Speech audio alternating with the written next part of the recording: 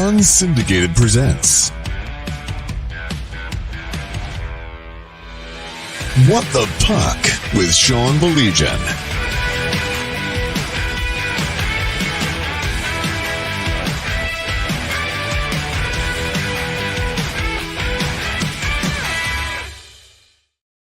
Welcome to my house. Glad we are doing this. I just said welcome to my house. That brings me back some memories. Keep going. I'm not going to do that. Not now. Now is not the time and place. Hubie, coach, Mike Bohannick, our resident, not only Tiger fan, but he's also an Oiler fan. Coming all the way back, baby. 4th straight. Just takes one. Starts with one. Did you? Starts with one. Was saying that. Did you guys see that? Knobloch, I feel really good about the next 10 days. Okay. Hey, sure. What else are you going to say? Yeah, that's exactly it. I'm going to say we're quitting. Coach hockey and then play golf. There you go. You're already in Florida, so why not? So Blake goes, look at all these idiots. Yeah, isn't that the truth? No, you know what, Mike? That's why Blake's not here. He's mean. That's exactly Mike, I want to start with you.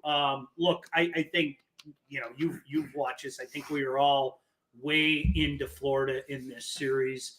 Has this series surprised you? Has it shocked you? How would you describe, your vantage point being an Oiler fan for what you've seen so far? Unfortunately, all the stereotypes are ringing true because Edmonton got their asses kicked. Florida's taking it to them. They're forechecking well. They're getting in their faces. They're getting guys in, headlocks and shit. And nobody's doing anything about it. You got Tkachuk chirping Perry, getting right under his skin. He's chasing him around the ice. They're distracted. They're not playing their game. And then, how much time do we got to talk about the defensive back end there with Nurse and Cece? They got one. Nurse is, I don't know, you let me in your house just like Darnell Nurse lets everybody into the crease. It's so bad. That play he made the other night was absolutely embarrassing. He turns it over 3 feet away from his own net.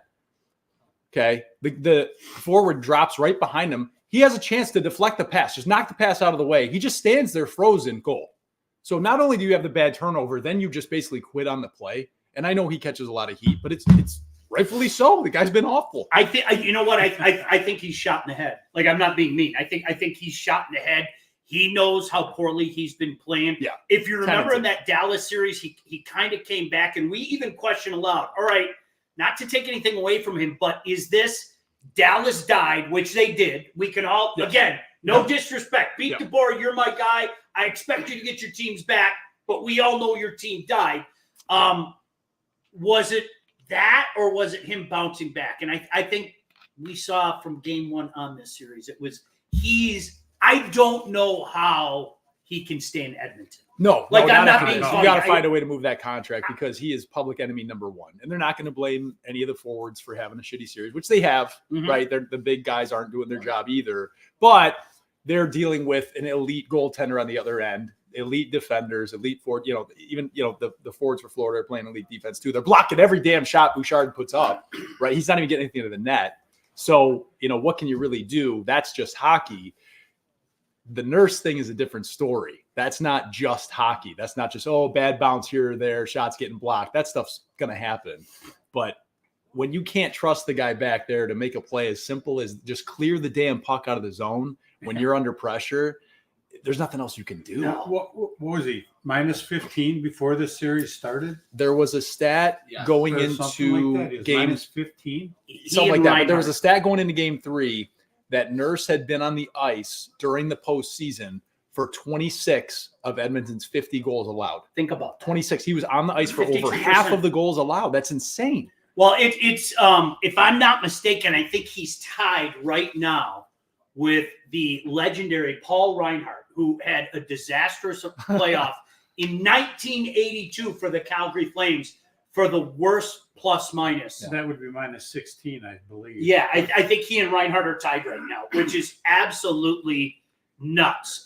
Eric watching from Cleveland Brown Stadium. He's at the Stones concert. I appreciate you watching, man. No doubt about that. Hubie? But you know Reinhardt's going to want to get a point when he's on the ice tonight. Oh, make sure his dad gets the record. Heck yeah! There you go. Sorry, heck yeah! That's exactly it. Tip jar. I got it. I got it, Blake. Tip jar. I beat you to the punch. I got the swear jar. I'm not shocked. Like I'm not like I said Florida in 5. I think what I'm shocked at is how Barkov and the forwards are invoking their will on Edmonton. Yeah. That's it. I'm shocked. I thought it'd be 50-50. Right. The way that I look at it, it's almost like, when you talk about a team with depth, okay? If your third line can go out there and go 50-50 with another team's third line, you feel good about yourself, right? And it's not happening. Yeah. No, it's not at all. No. Barkov's just a beast. It's simple fact. Read earlier today, someone called him the best player in the playoffs this year. Oh yeah, I would. Yeah. You'd have to agree. Yeah, he's best overall forward, and he's everywhere in the league. He's everywhere on the ice, doing everything. Yeah, scoring, back checking, blocking shots, setting guys up for goals. Like the first goal the other day. Yeah, he's doing it all. I think he's the one that stole the puck from Bouchard at the blue line. Yeah, I think you're right. Yeah. I think any other year, I think he's a shoo-in for the Conn Smythe. It's not this year though. It's got to be. It's Bob. After game 1 and 2, it's Bob. That's it. And I'm sure everybody saw this. If you haven't yet, let me be the first to tell you. Obviously there's at least a game to be played. Right now, he's got the best save percentage in a Stanley Cup final. Patrick Waugh had the record with the 96 Avalanche when they smoked Florida, as it were. Yep. But at the end of the day, the way that guy played, and I'm going to say it again, the tempo that they sent in the first 3.5 minutes of this series, when we were sitting here last Saturday, Edmonton was all over them. Yeah. And Bob even had that Bob moment where this time he recovered, though, after the turnover. And it is so disheartening at any level of the game when you're all over a team and they have one rush the other way and ends up in the back of your That's what I was just going to say. It's not just that he's stopping the shots. It's this total demoralization where you're firing everything at the guy for 5 straight minutes. And then one shot the other way, you're down 1-0 after all that work. And then you see the shoulders drop and the head slumps down. And you're like, what do we have to do to beat this guy? And you can see just the lack of confidence in that front line with McDavid and all the other frontline players. I mean, they're struggling right now. I mean, you look at Leon in the press conference the other day. The guy looked like he wanted to kill himself. Yeah. What McDavid say? They're trying to figure out Florida in the press conference. Yeah. We're trying to figure them out. Yeah, well, a little late for that. Yeah. you play your game. You do your thing. To me, it looks like they're trying to get too fancy at times in the zone. They're giving up shots that would be in between the dots to make a pass to Draisaitl, who's 2 feet from the goal line. Yes. For incredibly a one-timer. tough angle. Yeah. But he's passing right out of the slot to the corner. Yeah, just fire it. You're there. The rebound. Especially against a guy like Bobrovsky. You got to fire the puck at the net. That's why their power play the first 3 games. We're trying that seam pass that they're just waiting on it. Yeah. They know it's there. Yeah. And then all of a sudden they got away from that the other day. Florida a little loose on their defense. Yeah, at the end of the game. Got those seam passes going, but Bob was able to move side to side. Yep. He's given up 1 bad goal. Mm-hmm. The two late goals the other night, you couldn't fault him on those. No. The most demoralizing thing, too, if we take a look at how Florida blew that game open last game, it wasn't like they were renting real estate in Edmonton zone. Not at all. It was finishing rushes. Yep. Like their time in the attack zone was nothing. 53 seconds in the second period, 3 goals. Seriously, Is think that what it about was? that. Yeah. Well, you figure, you look at their goals, dump it in, Skinner misplays it, Yep. CC gets CC you're right. Boom. Yep. Dump it in, Nurse misplay. And then the other one is just 2-on-1 and Barkov got it. Just no other way to say it. Yep. And by the way, other resident Oilers fan, my brother Jesse, just texted me. He goes, I'm calling it right now, Nurse -2 tonight. He's going to be a record setter. That's got to be at like -200. David said, guy's been on a tear. My prediction of Edmonton at 6 is well over since game 2. Yep. Oh, Canada. Eric got a few evil eyes when I had my old English D hat walking in Cleveland. We've talked about that. Cleveland just doesn't like us. No, they It's just, and like, no offense, Cleveland, I just don't think anything of you. I'm not trying to be a dick. That's just two bottom of the barrel cities fighting amongst each other. Just crabs in the bucket trying to pull each other down. Okay. Just, I guess there's a rivalry. We're less shitty than you, Cleveland. Right. We're watching less shitty than you. the crabs going out trying to get out. That's right. Jason, DraftKings boost was a 3-leg parlay, so I went with Hyman, Draisaitl, and back to my boy Verhaeghe. Jason's been on fire this series. If you haven't been paying attention, I know Blake has. Look at Blake sitting over there in the room right now, writing those down. Okay, I better get my bet in before the game. Dave said the Skinner misplay was unreal to do that in a cup game. Nick, Florida wraps up tonight in Edmonton. I can't believe how spoiled I was with the Wings in the finals. Do I want them to lose on the road so they can win at the Joe Louis Arena? Good grief, just win. Absolutely, positively. I don't. Now, I had a lot of people. I didn't watch a game. I don't really watch the NBA anymore. I haven't in a long time. But I had a lot of people say that last night, like Boston absolutely mailed it in so they could win it at home. I don't know. I didn't see any of. They got blown out pretty good. Nick, I'm with and the gosh damn series. Yeah. And the gosh damn series. Whenever you can, wherever you can. You can't trifle with stuff like that, man. No. How cool is that? Look at that. The way they set that up, man. Jeez, oh Pete. We're watching CBC and they wasn't Shania Twain supposed to be at concert outside the stadium today? Or something. I thought I read that pre-game. Really? Pre-game, yeah. I know Our Lady Peace was doing it for Game 3 out there on that stage. Superman's That's pretty cool. Dead. There's no doubt about that. Canada's finest. Shania Twain is a big Habs fan. I kid you not. Is she really? I kid you not. She's a big Habs fan. So the CBC pregame show's on, so I can hit mute and pay no attention to that. So here's the thing. I want to ask you guys the same question. I'm going to ask all around here. Is this series over tonight? Does Edmonton find a way to take one and move this back for Tuesday night? It would be Tuesday night again, a day of travel. It's absolute brutal travel from Edmonton to South Florida. I understand it. People are crying about it. I think it's a good idea. Hubie, we're going to start with you. Does Florida take care of business or Edmonton extend this? I believe they do. I believe this team's just too focused on what the end result they want, and they're going to end it tonight. Maurice isn't going to let them skate. Edmonton's been elite at home. They're winning this one. Do it. They're sending it back across the continent. It's the longest distance between two Cup final teams ever. Yeah. That's insane. So I do think they pull this one out tonight 3-2. Is it longer from Edmonton to Florida than a couple years ago when it was Rangers Kings? From what I read, it's longer. It's a mileage. Yeah, whatever. Yeah, longest ever. I mean, that's crazy. Miles. What are the odds? Well, and plus Florida had a hard time getting out of Florida for game 3. Storms and stuff. Yep. But then they showed. I still stick in Florida ends it tonight. I think there's just too many things going for them. Yeah. I had originally said the other night, I thought that Florida would win game 3, Edmonton would win game 4. I don't think that anymore. I just don't. Now, good on Edmonton to come back the way they did late. That was good on Edmonton to come back the way they did. I mean, honestly, that's not there, little boy, pat him on the head, make him feel better. For Edmonton to keep fighting, I think they're going to keep fighting tonight.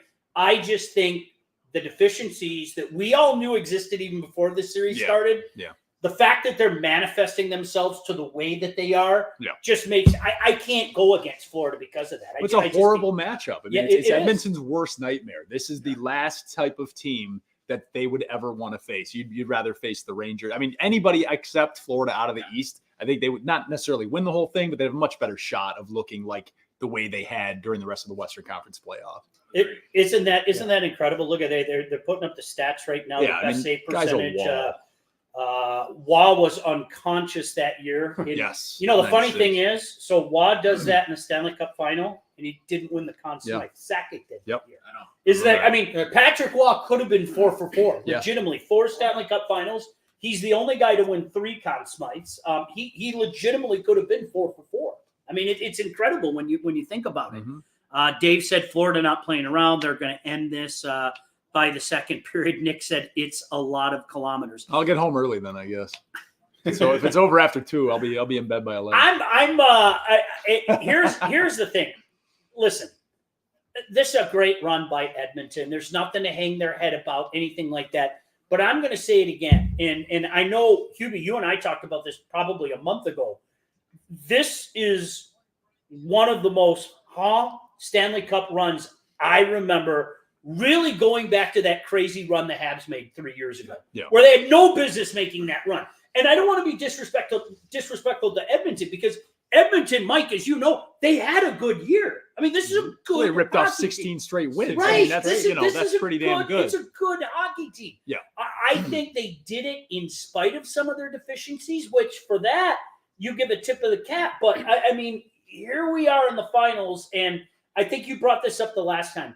When you got a team that's been there, done that, learned from their mistakes, that's the worst possible matchup you could have. For sure. I mean, Chuck's been saying it the whole playoff. We learned from our mistakes from last year. We learned how to win. Yep. I mean, the stat I know I sent both you guys and Mike, Kucherov, Costa, Zibanejad, Kreider scored shorthanded. Your boy, the Red Man, scored out of 6-on-5. and then these guys, this series, none of them have scored a 5-on-5 goal against Florida. No, that's crazy. That is amazing. Don't get me going on Panarin again. I'm sorry. I don't want to go to war with guys like that. Go ahead, have your pretty regular season. I don't want a guy like that in the playoffs. Like Marner. Right? There's no surprise. Those 6 guys that you sent to not have a 5-on-5 goal. I mean, how many goals did McDavid have during the year? What was it? 102 assists? Was it? About 100 assists. 100. I don't remember. Was it? But still, was it 32? Kucherov, Draisaitl. Yeah, mid-30s. Yeah. You know, these guys are all. These guys are all premier goal scorers. Yeah. And here they come in and haven't scored a goal. Well, obviously, Florida's got a plan, man. I mean, lock those guys up. If somebody else beats you, it is what it is, Game 2, when McDavid was the only one buzzing, doing anything for Edmonton, he was in the offensive zone buzzing. Who was it? Kulikov picked him up. Was trailing, cutting the outside up to about the top of right in the middle of the slot. Yep. Bennett picked him up from there. He turned off. He followed around this way. Then Rodriguez stepped up, picked him up, forced him to pass it across the slot. I mean, wherever he's going, he's got someone stepping. Yeah. Well, it's almost like they're operating with the same brain, right? Like you got 4 or 5 different guys, but they're all thinking that, okay, he's going to get here, I'm going to pass him off to him. He gets here, I pass him off to him. Like all eyes are on 97. But unfortunately, there's not enough working with McDavid that he can escape and get the help that he needs in those situations. That's what I'm saying. Yeah. I mean, right. So, let him skate around all he wants. We don't care. Yeah, 32 and 100. I was right. 32 and 100. I mean, it's still, insane. It's just crazy. Yeah. They're not. But even Hyman and Draisaitl, I mean, they had high goal scoring. I mean, I don't know what their totals Hyman were was for the year. Hyman was outstanding. He's been invisible. Yeah. But Hyman's been on fire in the playoffs up until now. Exactly. Because his shit, camping out in front of the crease, that's not working because they're shoving his ass out of there. It's not going to happen. Ray, who is a goaltender, so we'll defer to him on topics such as this, said, okay, maybe it's me, but it seems that Edmonton hasn't scored a legit goal in the final. One bad goal by Bob and a lucky bounce off a Panther defenseman.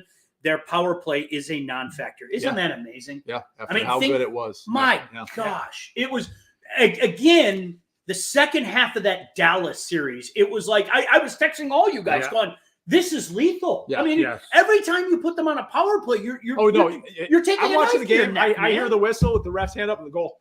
You're getting one. Like it doesn't matter when you're getting the goals. If that unit's on the power play, you're scoring. Yeah, that's exactly it. Now it's like nothing. The Rangers were kind of like that in the playoffs, and all of a sudden they got up against Florida. Nothing. Yep. No, that didn't.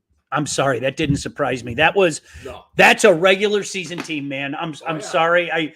That's why I was, no offense, Aaron Ward and I, when we did that alumni game, like we were talking about it, he was adamant with the Rangers. And I'm kind of looking at him going, maybe you watch them more than I do, man. They don't have that playoff. There isn't that playoff feel to that team. It's just some of the guys that, whether it be Z or whether it be Panarin. Boy, it's game 6 in a series, man. I don't want to go in the corner with Panarin. You know what? There were just way too many guys You didn't like have to worry about that. Panarin wasn't going near the corner. Yeah, well, that's exactly. Well, especially down the other end. No way. No, that was funny. We were at a game. I was with my boy Ted. Shout out to Ted. We were at a game, and I was texting you guys that night, going, "Please tell me you're watching this game because I want you to pay attention to Panarin." Yeah. He would do.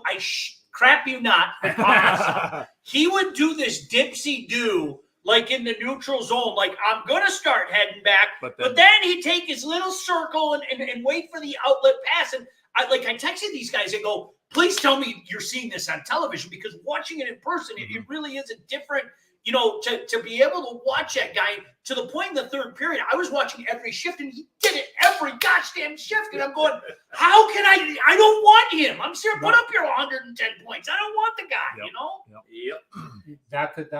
No, that's exactly it. I always hate when the season's over. That's why I hope I'm wrong. I'd love another night, man, because it's the wait, especially with this baseball team that we have to watch. Although tonight was the start of something good, man. Yeah, they're back. They're back. I can't stand the end of the season. They're back. Look at those numbers. Stanley Cup final goal scoring. McDavid, Draisaitl, Hyman, Nugent Hopkins. Nothing. Boy, Blake is just all over me. How about this, Blake? All right. So he said, turn the mic around. It's facing the wrong way. Is that better, Blake? Like that? Now he's shaking his head going, yeah. I think he's much better. Okay. So, yeah, we'll see. All right. So we always like to bring a little something about the Wings into these conversations because I'm going to say it again. I think we've talked about it. Mike, I want to get your take too. Kirk and Hubie, I think we talked about it, but I need to do it. I think a lot of people are fooling themselves thinking that this Red Wing team is close. I do. I'm sorry. I don't want to lie to you. Close to what? That's exactly, I swear to God, that's what I was going to follow up. If you think that they're close to the playoffs, okay, we can have that discussion. Yeah. With that. If you think close last year, yes, exactly close. If you think that they're close to making a run like Edmonton did or Florida did, I'm sorry. I think you're out of your mind. I don't. There are so many things that would have to happen to this roster for me to think that way. Now, again, if you start out the 24-25 season on some kind of tear and, you see a lot of guys go like this, and it's not impossible. I'm not sitting there trying to piss on your parade or anything like that. But I think you're asking for a lot of things to go right. And it was funny. I was perusing Twitter the other night and just hearing some people kind of talk. Man, it's no names mentioned. You probably know who you are anyway. Here, oh man, it's going to be so great. I'm not saying next year, but maybe the year after that. There's a lot of crap that has to happen with this team before we get to that point. Yeah. Where do you start? I mean, honestly, where do you start? I saw that this morning. Goaltender? Yep. Do you really want to go to war with the goaltending we have? Any of them? Any of them? I'm serious. No. Well, again, you're in that weird purgatory right now where it's like, okay, are we going to go for this? Are we going to build around this, kind of younger nucleus and sign more free agents? Or are we going to try to continue to develop from within? And suddenly you're staring at year 6 and you still haven't done anything. When are the natives going to get a little more restless? Does Stevie Y have that kind of Teflon on him where nobody's going to criticize him for not making the playoffs this long into the tenure, right? That definitely comes into play. Is he the perfect man for the job? Because, it's Stevie. We got to trust Stevie. You're in year 6. Look at, no offense against Stevie, but look at Tampa. Sure. He came in, he already had those guys on there. True. He couldn't get the players to get over the top. All of a sudden he comes bailed. up here, Brisebois takes over. He brings in Gord. Yep. Brings in Goudreau. I forgot the other guy that was on that line that year that made them tougher after getting swept by Columbus. Yeah. And it's like, what's his name? Who went to the Bruins? Why can't I think? Come on. Who went to the Bruins? Big guy. Went to the Bruins. Gosh damn it. Why can't I think of who it is that went over to Tampa? But whatever. I'll look it up. They had that one run with Ben Bishop. Remember they made that one run with Ben Bishop and that was about it. Yep. You know what I said, and I hope you guys would all vouch for this. I have said this consistently for 5 years. Do you know when I start judging Steve Yzerman? This season. Yeah. Really, honest to God, I start judging. If by the end of 2025, we're still having these conversations about the Red Wings, there's a problem. There is, because he didn't use the word 5-year plan. These are my words, not his. Okay. Right. But the day he was hired, April 19th, 2019, he all but told you this was going to be a 5-year plan. Yeah. So for me personally, I put all my expectations aside over there, and I said, all right, let's see what this team looks like 24-25. Now, I don't know what the summer holds. Sure, I don't know what the summer holds. All I can do right now is base this team on what they are right now. This is a borderline playoff team. I mean, and it's exactly where they finish. At the point. And oh, by the way, I'm going to say it again. There are teams that are breathing right down their neck in their own division. Sure. I'm telling you, Buffalo is going to be good. Trust me, they are. There's too much talent there. Yeah. I know that's crazy thinking how much they've struggled, but they've got way too much talent in the system. I think everybody knows the Habs have so much talent in the system. So I don't think it's as easy as a lot of people are making it out to be. I really don't. Well, that's the thing. Are they up and coming, or are they just kind of flatlining where they are now as far as the Wings are concerned? Like and you and I talk about this all the time. There's no guarantee that because you were a little bit better this year, you're going to be even better next year. Yep. No. People. That logic right? is so bad. Oh, well, we were close this year. Therefore, we won 25 games this year. There you go. In 24-25, we'll take that next step. Yeah. There's no guarantee that you're going to do that. Because if Kane doesn't resign, okay, There you go. Who's Yeah, replacing perfect that? example. Those goals. Right. So again, you're stuck in this weird middle area where, like, are we going to go sign some, maybe a little past their prime vets to come in and help the young core? I don't know. And it's like there are parallels to that 2016 Tigers team that we talk about all the time. Yep. They missed the playoffs by 2 games, and people are fooling themselves into thinking like, oh, we were right there, a couple games out, just wait till 2017, and then everything falls completely apart. So it's that weird middle area that you hate to be in as a GM or an owner in all sports, because it's like, we're not tanking. We're not going for the cup next year. We're not going to bring in like the best of the best on the free agent market to push us over the top. It's like, you got it. Right now is where you got to figure out what you want to be for the next 3 or 4 years. Yeah, this whole thing with the salary cap has gotten, making these guys accountable. Some of them. Yes. Yep. I mean, I remember back in the day when Mr. Ilitch would we just traded for Brendan Shanahan. Right. Here he comes. He's on my jet. Ken Allen. He's on my jet. He's on his way here. He gets here, Maroon. just before warm-ups. Yeah. Maroon. Yeah. Adding him was huge to that Big team. rig. Yeah, the big rig. Couple comments. You can still like and respect Yzerman, but he's not immune from criticism. Nick, I have a feeling more people are going to be chirping this year. I do.